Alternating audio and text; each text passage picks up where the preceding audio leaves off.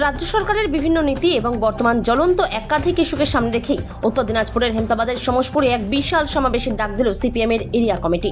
এদিনের সমাবেশে প্রধান বক্তা হিসেবে উপস্থিত ছিলেন ডিওয়াইএফআই রাজ্য সম্পাদিকা মীনাক্ষী মুখার্জি। তিনি ছাড়াও মঞ্চ আলো করে উপস্থিত ছিলেন সিপিএমের রাজ্য সম্পাদক মণ্ডলীর অন্যতম সদস্য পলাশ দাস এবং উত্তর দিনাজপুর জেলা সম্পাদক আনোয়ারুল হক। এছাড়াও দলের অন্যতম শীর্ষ নেতা হান্নান আলী চৌধুরী সহ হেমতাবাদ ও জেলার একঝাঁক প্রথম সারির নেতৃত্ব এই সভায় উপস্থিত থেকে কর্মীদের চাঙ্গা করেন। সমাবেশের মঞ্চ থেকে রাজ্য ও কেন্দ্র উভয় সরকারের জনবিরোধী নীতির বিরুদ্ধে তীব্র ক্ষোভ উগরে দেন বক্তারা। এসআইআর ট্রাইব্যুনাল বিতর্ক, রাজ্য জুড়ে হকার উচ্ছেদ অভিযান, কৃষকদের ফসলের ন্যায্য মূল্য না পাওয়া এবং মিড ডে মিলের বেহাল দশা সহ একাধিক জনস্বার্থবাহী ইস্যু উঠে আসে বাম নেতৃত্বের বক্তব্যে। বিশেষ করে খেটে খাওয়া সাধারণ মানুষ, হকার এবং কৃষকদের অধিকারের লড়াইকে আরও জোরদার করার ডাক দেওয়া হয় হেমতাবাদের এই সমসপুরের মাটি থেকে। নির্বাচন পরবর্তী আবহে হেমতাবাদের সিপিএমের এই বড়সড় জমায়েত রাজনৈতিকভাবে অত্যন্ত তাৎপর্যপূর্ণ বলেই মনে করছে রাজনৈতিক মহল।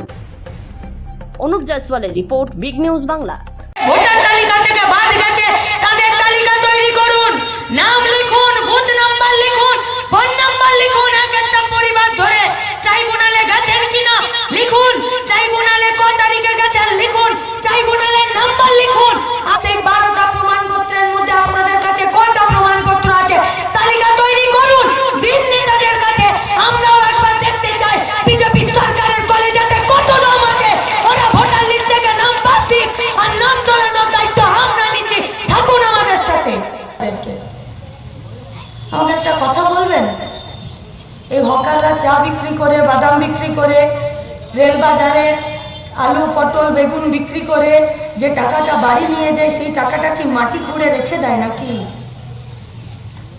রেখে দেয় মাটি খুঁড়ে? সেই টাকাটা নিয়েই তো বাজারে যায়, ঘরের দরকারের জিনিসগুলো চাল ডাল তেল আটা কিনে বাড়ি ফেরে।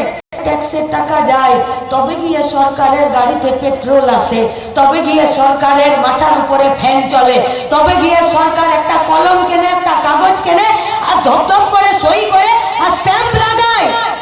আজকে তুমি সেই হকারদের কাছে তার ইনকামের রাস্তাটা বন্ধ করে দিলে,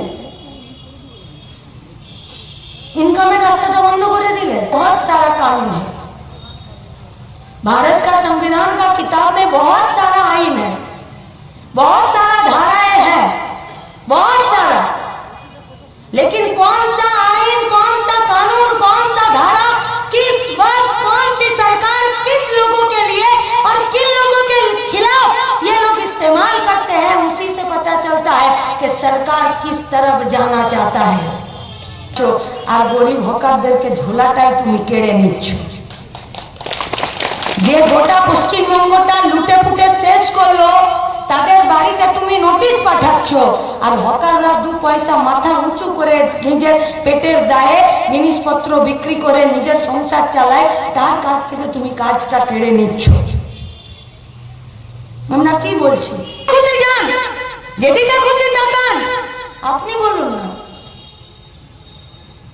এত এত মানুষজন যারা জিনিসপত্র বিক্রি করছিল, হকারি করছিল, তাদের যদি সবার কাজ এক ধাক্কায় বন্ধ হয়ে যায়, তাহলে এদের টাকা যেগুলো বাজারে খেলছিল, সেই টাকাগুলো তো আর বাজারে যাবে না। তাহলে সরকারের ঘরে ট্যাক্স দেওয়া বন্ধ হলো, তো ক্ষতি কার হলো? আমাদের। সরকারের ঘরে যদি টাকা যাওয়া বন্ধ হয়ে যায়, তাহলে সরকার স্কুল চালাবে, হসপিটাল চালাবে, রাস্তা বানাবে না কি বানাবে?